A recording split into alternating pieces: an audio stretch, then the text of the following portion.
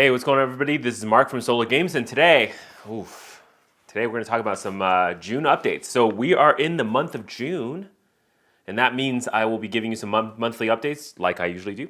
So let's first talk about market updates for Magic the Gathering. So first off, Lord of the Rings set is going to drop this month, and it's a huge set. It's pretty much the pivotal set of this year, probably this year. I mean, Fire X All Be One is pretty good. March of the Machines was good, but Aftermath really didn't quite hit for, I think, the product. But overall, Magic's doing okay. I think it's, I still think it's probably overprinted. I think it's overprinted for the current market and for the current demand. But I know a lot of Wizard folks probably don't feel that way. So, we have our differences there. But Lord of the Rings set will be a big hit. Do not for 1 minute underestimate the fact that Wizards of the Coast will probably be printing quite a bit of Lord of the Rings because again, the demand's high. They've done their marketing. They've done quite a bit of just getting people riled up and hype about this thing. Promoting with other content creators and everybody else who are not normal Magic fans, but obviously Lord of the Rings fans. So at this point, it's going to look like a multi-release type of thing that they're trying to, multi-pronged approach to get the market excited about Lord of the Rings. So it will do well. In addition to that, this whole hype around chasing for the one ring within the boxes, a lot of people are going to go for it. It's going to be a hype thing, so there's no point in talking about it anymore. But yeah, it's going to be good, and everyone's going to be looking forward to that. So, which also makes me a little bit worried about the Eldraine and Ixalan sets coming later this year, because think about how now these two sets are kind of following up on a very big set where potentially a lot of money might be dumped, and disappointedly, and maybe it's dumped into a product that people are going to be disappointed about, right? Let's say you open the box and there's a lot of cards now. So now everyone's chasing after the one ring or any of the serialized, rings. But the problem is, if all the other single cards are going to fall in price, which also means what happens if, the singles don't hold. And basically the entire box is serialized or nothing, right? So your standard, any of the sets where it's more like you hit the lottery or you don't hit the lottery at all. And that's going to be a problem in general for pretty much anybody who opening the boxes. And if there's a lot of disappointment coming out of the Lord of the Rings set, because again, I'm telling you, there's going to be crazy hype going into it, right? So that's not going to fall in price early on. But if there's a lot of disappointment coming out of it within a month or two, how do those buyers, purchasers, whatever, react to Eldraine? Are they going to be drained out so that they don't have enough money to go really put a lot of money into Eldraine? And if Wizards of the Coast doesn't anticipate that and prints Eldraine like they would normally print a set, or if they think Eldraine's going to do super well and so they actually print more Eldraine because remember the last one is good, does that make it so that potentially we have a glut in the market where there's more product available than there are buyers who want it? I guess there's only one way to find out. So we'll find out once Eldraine gets printed and sold and all that stuff. Similar case for Ixalan, though Ixalan will be a little bit more different because the target, again, it's more towards that winter time with the holidays. But now the holidays are going to be competed between the Ixalan, probably gift bundle, whatever they're going to release then, in addition to the entire suite of Lord of the Rings sets, right? The special holiday Lord of the Rings sets, in addition to Doctor Who Commander, whatever, Commander decks / collector's boosters, in addition to Commander Masters. As you can see, this is already getting a little too heavy. As I'm even talking about this, I'm thinking, wow, that's a lot of product to basically divide your entire market. And I don't know about you, but most people aren't going to spend, let's say you buy one of each product. You're looking at spending maybe between now until the end of the year, about $1,000 to $2,000, right, total, among all the products. And let's say you don't want certain products, you're not a big Doctor Who fan or whatever, you're looking at $800, $500, $600, it's a lot of money. And that's just getting the basic stuff because everything in Magic has scaled up in price. So yeah, the quantity has not decreased, but they've increased the price. So it's really making me feel like there will be a glut. And let's not forget, right now we're not in the best of economic situation, right? Interest rate is sky high, which means not a lot of people want to spend money. You want to keep it in bank so you can earn your interest or whatever. And so essentially what's happening now is, we're kind of going into a, slowing down of economy, which means that a lot of people are going to be looking and saying, hey, maybe I don't spend money on discretionary things like Magic the Gathering, right? Card games, children's card games, that kind of stuff, right? So, tricky time.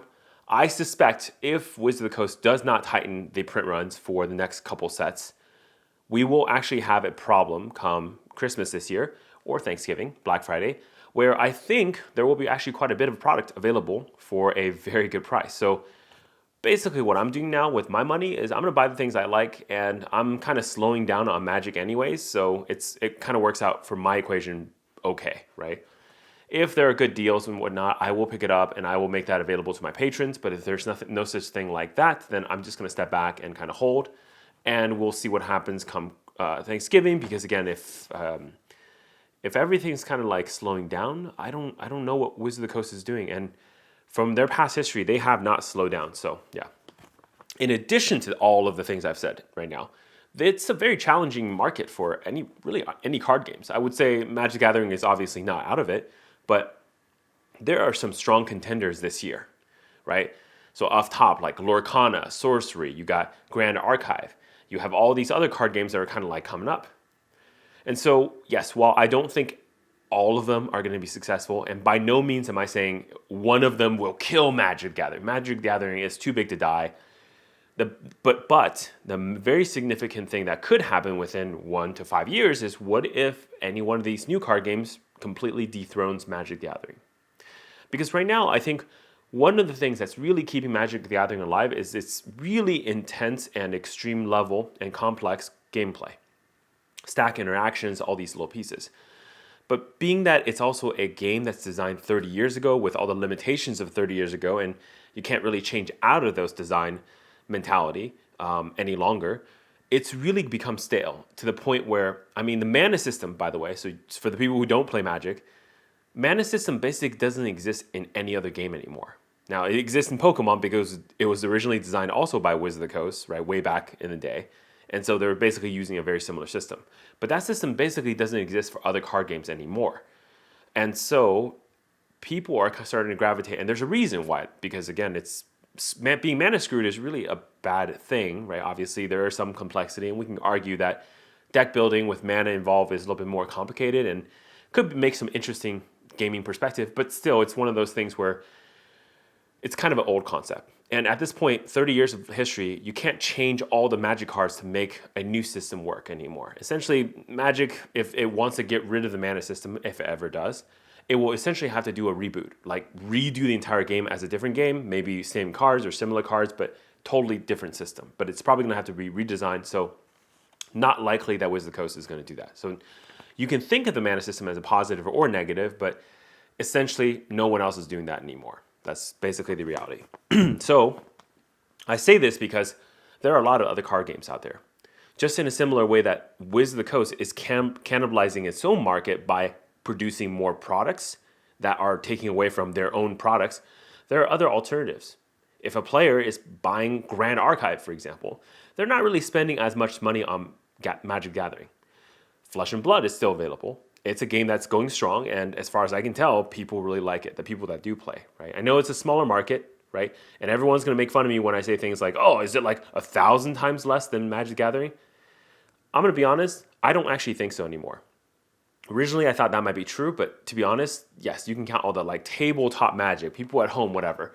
Yes, I understand. There's more people if you count those. But if you go to any game stores nowadays, right, that has Flesh and Blood, for example, made available, there are a lot of Flesh and Blood players, and they're very passionate, and they're spending a lot of money on the game. So, I mean, those players aren't buying Magic because they're putting all their money into Flesh and Blood. They don't have that kind of money to also put in Magic as well, right, and time and whatever to devote to it. So, of course, given that general weakness, look, I'm just going to say, like, right now, not a great time to buy. And I would say out of release for any of these sets, just buy what you want to buy. Like, go to your local pre-release, go to store events, etc. Support your LGS because it's probably fun. I am probably going to go to a Lord of the Rings pre-release event because it sounds like it's going to be a lot of fun. But in addition to that, I'm not really looking forward to like a bunch of different like events and whatnot. It's probably too much, right? It's not something that I'm like super interested in doing kind of going forward from that point. And so in addition to that, I'm also not going to be buying a ton of Magic products out of release this year, from now until the end of the year. I recommend that's what you guys do, but obviously make your own decisions.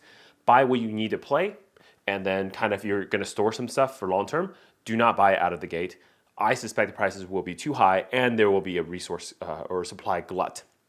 Now, if we see that Wizard of the Coast has actually significantly, and it's not they just reduce about like 5%, but like I'm talking 30% or higher reduction of print runs, then we may actually have a opportunity to be able to store some product for long term. But one of the problems with Wizards of the Coast is that they are not transparent with their print runs, so we have no clue when they don't, for example, supply distributors, whether that's stock at a warehouse, maybe slated for reprint. Again, remember, print on demand. So you're basically almost never good to buy products until about a year or two after the initial release. Before they goes out of print, that's usually when you should actually stock up. Just my recommendation there. Cool, moving on topics to Grand Archive. So Grand Archive is going to be a game that I will be covering on this channel now. So at this point, I've played the game enough. I'm basically driving around the state to go to tournaments. That's how much I like this game, okay? I don't do that for Magic, but I'm doing that for Grand Archive. I'm going to Ascent in, this is end of September, October in Texas to play at the first Grand Archive event, go meet everybody, go, whatever, shake hands and all that stuff. It's going to be super fun. I'm looking forward to it. The gameplay is really dynamic, is really fun, and for me personally, like it's something I feel like I can actually compete, right? There's a lot of games that are so big, like Magic. I can never really compete in Legacy or Vintage, that kind of format, and Standard is just not something I want to do, and there's not really that kind of environment I want to be part of. Pioneer is like probably in Magic the only kind of format that I feel like I can compete in, but it's not something I'm really interested in, so kind of like a whatever in that perspective. But yeah, so there's that. But Grand Archive, first off, I want to tell you, so when I started my Patreon in April, the response overall for obviously me offering the complete bundle was pretty good because I offered a great price, and even today it's even better price because last time I checked, I think the complete edition bundles are now $129-ish, $128, $129, and I think I sold these for $110, so pretty good price, and will continue to be a good price as long as Wizards of the Coast does not reprint them. More info on that later. So then in May, I offered a Grand Archive bundle in addition to the Magic stuff, and the response is insane. Look, I don't have that many patrons on my Patreon. You can, if you're interested in the Patreon program, then please sign up. Patreon.com/SoloGames. But I'm telling you, more patrons came to me for Grand Archive than they did for Magic, which was a surprise to me. And I did not do that much promotion for the game, but I'm going to tell you, this game promotes itself. It's a good game. And anybody who looks at the game, kind of plays it even one round, can see. I remember distinctively Mark Rosewater on one of his podcasts said something like, when he makes a game, he doesn't just want to make a game that players are, after they play, they say, it was okay. He wants a game where people either hate it or people really love it. And Grand Archive was that for me. I played my first game at MXP Oakland, actually. One of my friends showed me the game, and he busted out his decks, whatever we played. And I lost horribly. And I love the game because the whole time driving back home and everything, I was thinking about the game. Like, what could I have done differently? Is the problem the deck? Because these are pre-cons, right? So I have no choice to fix it. Is my deck the problem? Is that hero OP? Like, I'm just trying to figure things out. And I've never really put that much effort or thought into Magic, right? There's sometimes when I do limited or draft, I think about why I was doing well or why I was doing poorly, etc. But not at this level. And so look, I like it. My patrons love it. So Grand Archive, honestly, out of the gate, is doing really well. The other thing I'm seeing across the whole country is lots of stores are picking it up. So round one, during the Kickstarter, not a lot of stores picked up, of course, because no one knows. It's like I think basically the general consensus, because I've at this point talked to quite a few store owners so far, either texting them, calling them, or meeting in person. But in general, everyone was like a little bit cautious because they're thinking, is this another one of those anime card games that comes out and then, grabs a bunch of money on Kickstarter and just kind of like get the fuck out and they don't ever make another set anymore type of thing? Could be, right? Money grab. And so everyone was pretty cautious about Grand Archive. But the moment it released, the moment the players started playing, the moment this game was available on TTS, right, Tabletop Simulator, and people really started trying the thing out, they realized it's a well-designed game. Not just that it's a good game, it's a great game. It's simple on the surface, but it's actually very complicated. And it has a lot of those elements that people love about Magic, the stack interactions, this, different speeds to spells, those kind of things. It's actually very, very, very good. And so lots of stores, what I've noticed is they're starting to pick this game up. If they missed round 1, I'm telling you right now, those stores are panic ordering for round 2 right now on Dawn of Ashes, the first set.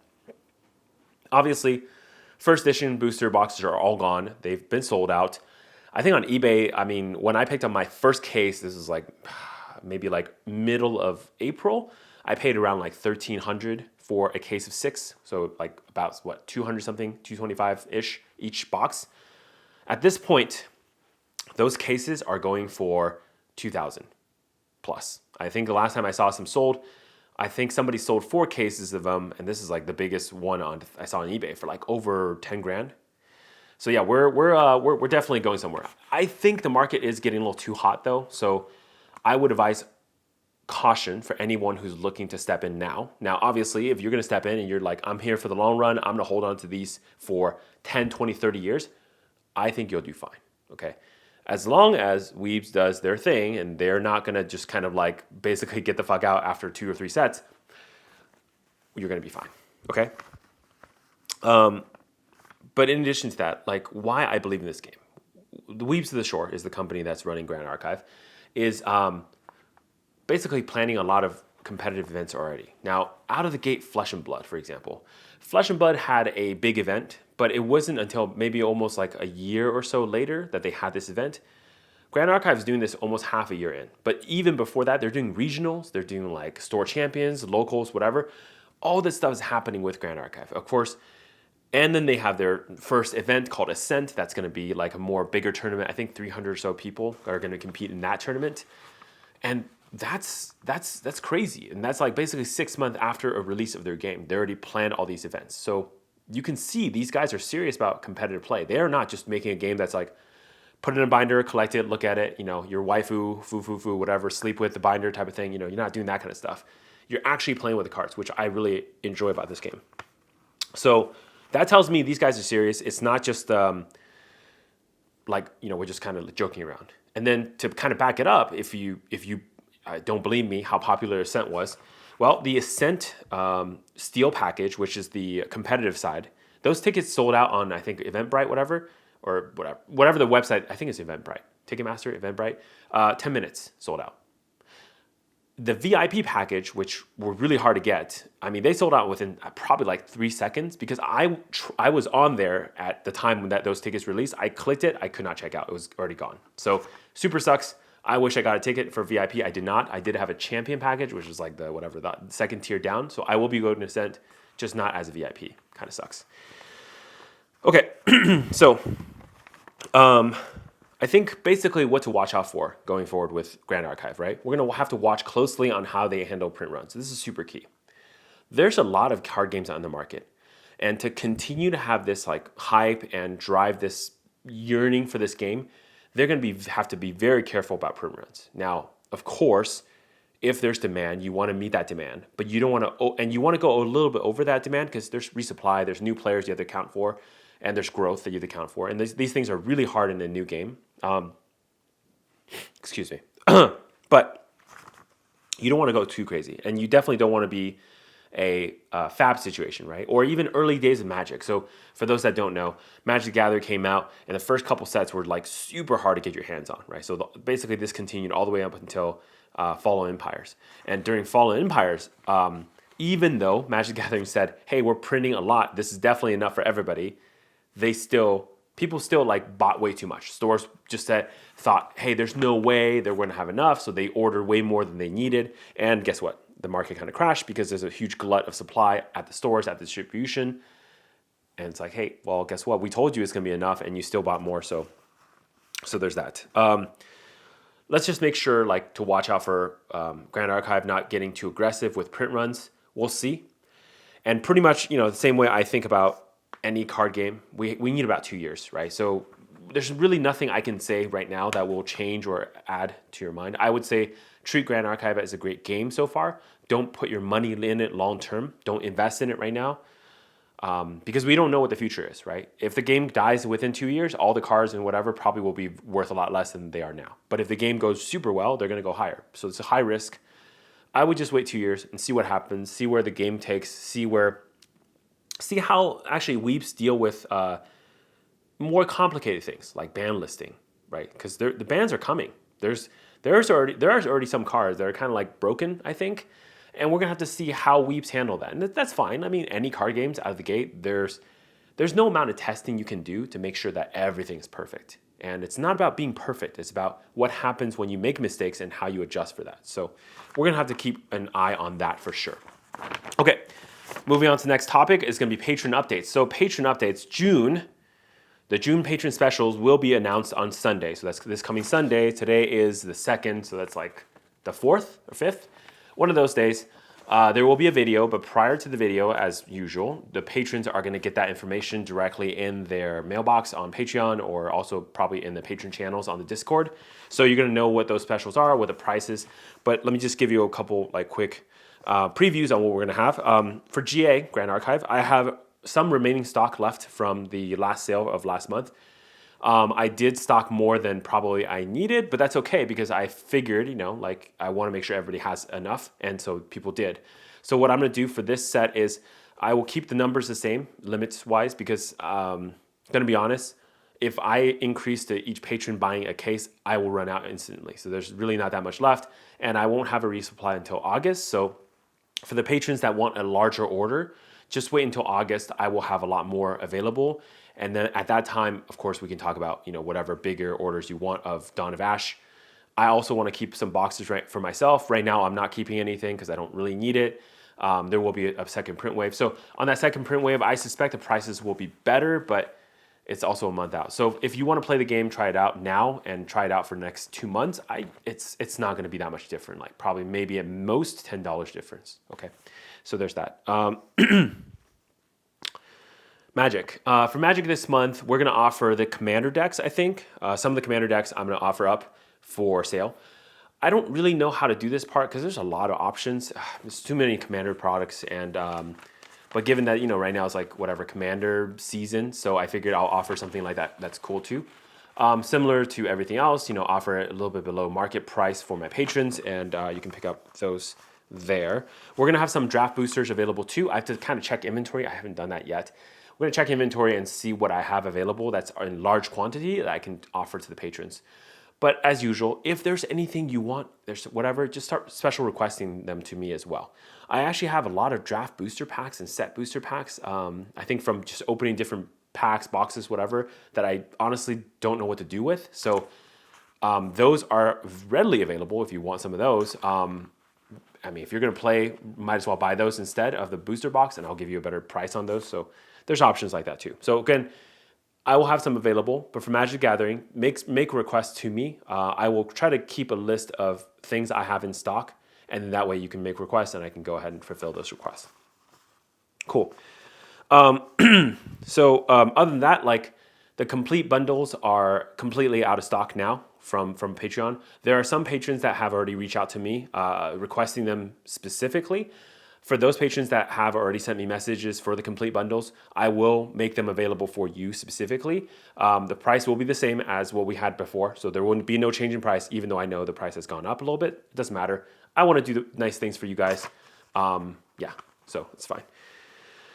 New this month, we're going to have some Flesh and Blood available. So I actually was fortunate enough to grab a bunch of Welcome to Wraith and Arc Unlimited editions. So I originally was going to keep these longer term for myself, but I've realized that, as time kind of goes on, I'm less and less interested in playing Flesh and Blood, even if I kind of like the game and kind of have the feel of it.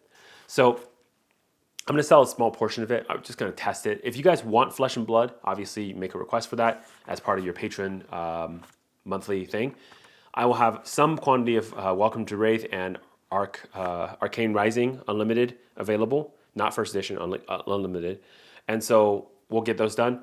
And if they sell out, they sell out. And I will try to keep some for myself as well into the future. But once those sell out, I do not plan on restocking those. So that's going to be end of the Flesh and Blood stuff. Now, Into the future, I still have some Tales of Aria and probably Everfest that I may bring to the market and sell, but we'll see what I do with those into the future. I know those are kind of like basically at this point toxic assets, so I'm fine with holding them myself into the future longer term anyways. So there's that.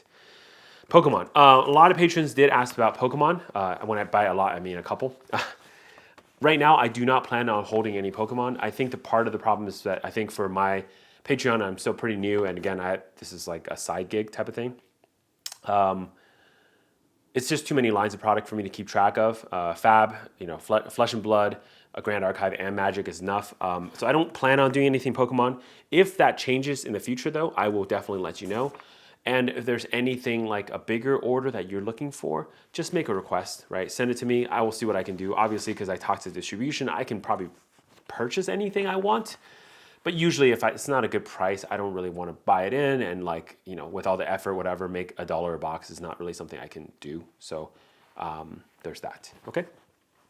Okay, so last thing. Other things to look forward to this month. So, as I'm kind of building my channel out, as you guys know, a lot of things I'm still experimenting with and just understanding better. But the first thing that's going to change is that we're going to have a patron request topic this month. So this is new this month. We're going to have patron requested topics. There will be a video. We'll drop them sometime around the middle of this month. That will be the first video. We have, I think, 3 or 4 topics already lined up. So I'm not sure if I'm going to do kind of like a rapid thing where I do 2 videos a month until we get those requests done. And then the months after that, the patron requests will be voted on, and the highest vote item will be the video of that month for the patrons. And I'll label it specifically so people know this is a patron requested video versus like a normal Mark Sola Games, like I thought this idea up type of thing. Webcam play. So I thought about this idea of doing some Grand Archive tutorials / like teaching sessions. So I'm totally down to do some webcam playing. I actually have everything set up over there by my computer that I have not used for a long time. So I can probably do a video, just show you how to set up one for yourself, what kind of equipment to buy. And then we can do some webcam plays of Grand Archive. I'm down to teach people. I'm down to practice more since I will be competing. So I'm definitely okay with just playing more games and getting more games in and trying to see what other champions do. So I'm down to do that. Kind of wait a little bit for that. I think I'm looking at around the middle of this month before we set up those. But then we probably want to do like a one time per week. We'll do a webcam play, and of course, you guys want to play by yourself, free play, obviously on the Discord. Go ahead and do that.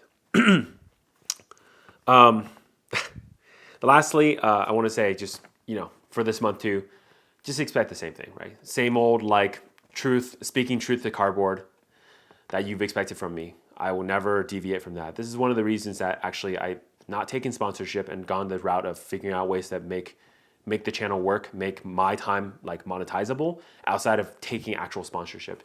In fact, there's a lot of people who have already reached out to me for sponsorships, and I've declined all of them. Because the more I think about it, and there were some really nice offers and very tantalizing offers, but the more I thought about it, I just didn't want to do a thing where you guys even have a doubt of whether I am saying something because it's of benefit to like a sponsor or whatever. And the best way for me to keep pure and be who I am and just say exactly what I want to say is being unaffiliated with anyone. So that's what I'm going to continue to do. Obviously, there's a price for everybody. If somebody comes to me today and says, hey, I'm going to give you $1 million and talk about Raid Shadow Legends, yeah, But no, that's actually probably too little for me because there's a lot of the future things I'm looking forward to with the channel that makes me feel like my IP is worth more than that. So there's that. But, another topic actually that's highly requested for 3 or 4 months. I'm sorry, whichever, I think it was a YouTube commenter that asked for this, but there's a topic about information asymmetry. That video will be coming later this month. So as promised, I'm sorry it took so long to do it, but it will be coming later this month. This video has ran for too long, and thank you all for those who did stick around. So there's that. And I'll see you guys next month for the monthly updates, but otherwise, this has been Mark. I'm from Sola Games, and as always, stay classy.